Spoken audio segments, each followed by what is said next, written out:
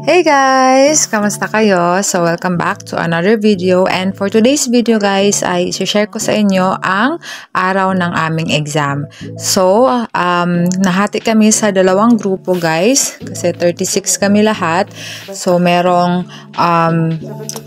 grupo sa AM and then kami PM takers kami. So, magte-take kami ng OSCE is 12:30 PM. So, dapat 11:30 nandun na kami. So, 11:15 kami sinundo sa hotel. But before that, we are privileged na ma-avail yung free breakfast na binook sa amin.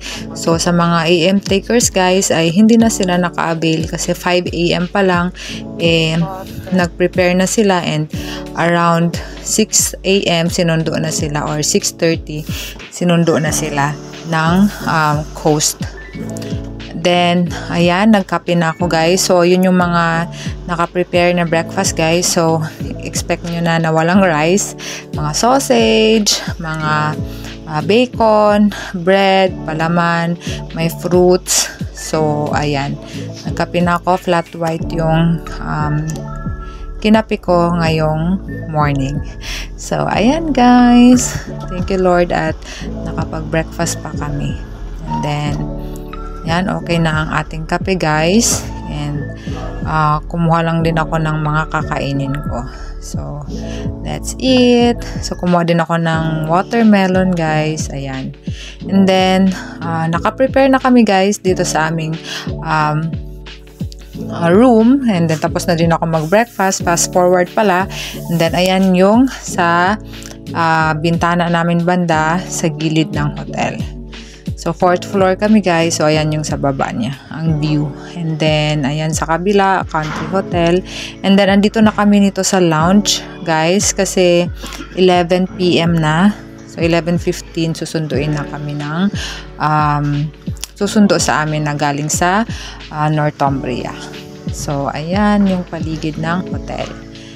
And then, ito kaming lahat guys na mga afternoon takers. So, ayan. Naghihintay na lang kami ng sundo. So, ayan kami lahat. Nagstay lang muna kami dito sa taas. Kasi second floor yung lobby ng hotel, guys. Sa ground floor, wala ka nang masistayhan. So, ayan. Documents ko, guys. Then, let's go. Let's do this. OSCE. Then, nag-pray din pala kami before kami umalis sa room kanina.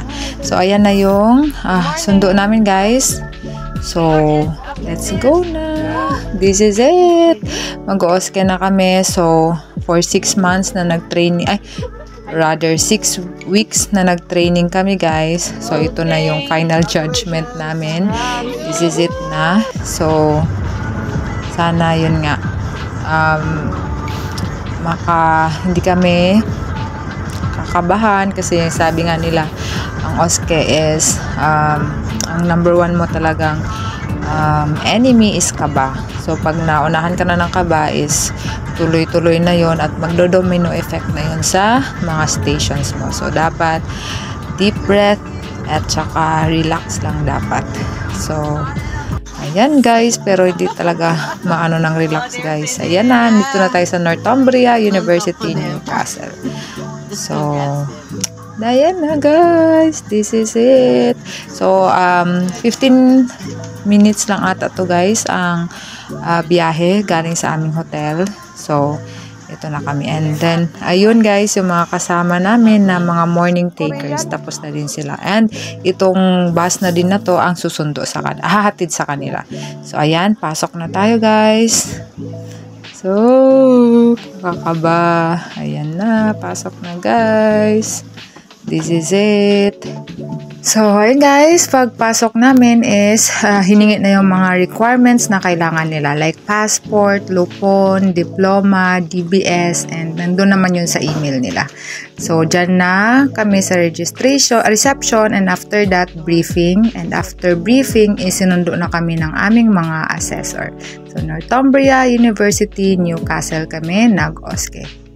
Around 12:30 kami guys, sinundo ng aming mga assessor and natapos kami ng 3:30, wala yung break time guys. So ito yung mga big pictures namin before ang exam. So ayun lang guys for today's video. Salamat sa inyong panonood. God bless!